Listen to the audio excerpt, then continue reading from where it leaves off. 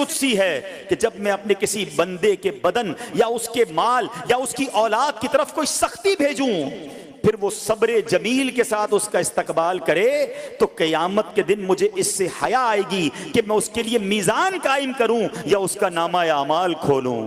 اللہ فرما رہا ہے مجھے حیا آئے گی کہ اپنے بندے سے اب کیا حساب لوں۔ جب آزمائش بھیجی تھی تو اس نے صبر کیا تھا، اس نے شکوہ نہیں کیا تھا۔ خدا کی قسم میں آپ سے پوچھتا ہوں، میرا کوئی نقصان ہو جائے اور قیامت کے دن میرا نامہ اعمال نہ کھولا جائے، مجھے اللہ کی بارگاہ میں حساب نہ دینا پڑے، مجھے بتاؤ یہ دنیا کے حساب نقصان کی کیا حیثیت ہے اگر ادھر بخشا جائے۔ سنو تو صحیح، رب فرما رہا ہے کہ مجھے حیا آتی ہے کہ اس کے لیے میزان قائم کروں یا اس کا نامہ اعمال کھولوں۔ ارے یہ ساری دنیا کی دولت، یہ ساری دنیا کی آسائشیں ایک طرف، اگر قیامت کے دن حساب کتاب میں آسانی مل جائے، اللہ بلا حساب جنت میں داخل کر دے، اس سے بڑھ کر کوئی نعمت نہیں۔ مگر آج افسوس یہ ہوتا ہے کہ اگر کسی پر امتحان آتا ہے، وہ اس امتحان میں فیل ہو جاتا ہے۔ اس حدیث میں ایک لفظ استعمال ہوا صبر جمیل کے ساتھ۔ اب یہ بھی بڑا مسئلہ ہے کہ لوگوں کو یہی نہیں پتا کہ صبر جمیل ہے کیا۔ لوگ کہتے تو بہت ہیں اللہ پاک آپ کو صبر جمیل عطا فرمائے، اب اس سے پوچھو بھائی صبر جمیل کی تعریف کیا ہے،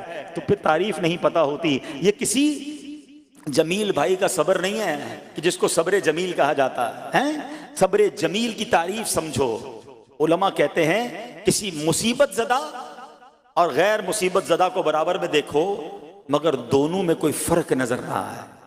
یعنی چہرہ بھی نہ بتائے کہ وہ کسی مشکل میں ہے، اس کی عادتیں بھی نہ بتائیں کہ وہ کسی پرابلم میں ہے، یعنی اس کو دیکھ کر پتہ ہی نہ چلے کہ وہ بڑی مشکل میں ہے۔ فرمایا یہ ہے صبر جمیل۔ مگر آج ہمارا حال یہ ہے، ہمارا چہرہ بتا دیتا ہے بھائی خیر تو ہے، بڑی ٹینشن میں ہو، ہاں یار کیا کروں بس موبائل ٹوٹ گیا، ارے بھائی بڑی چہرے پہ بڑی ہوائیاں اڑ رہی ہیں، بس کیا کروں جناب آج 5,000 روپے کھو گئے۔ 5,000 روپے کھو جائیں، چھوٹا سا نقصان ہو جائے، ہمارا چہرہ بتا دیتا ہے کہ ہمارے ساتھ کوئی معاملہ ہوا ہے۔ صبر جمیل یہ ہے کہ دیکھ کر کوئی پہچان ہی نہ سکے کہ یہ بندہ کتنی مشکل میں ہے، چاہے اندر کتنی تکلیف میں ہو، دنیا والوں کو نہ بتائے کیونکہ وہ رب کا بندہ ہے، وہ اللہ کی بارگاہ میں فریاد کرے۔ یہ صبر جمیل ہے اور اللہ اسے ہم سب کو نصیب فرمائے۔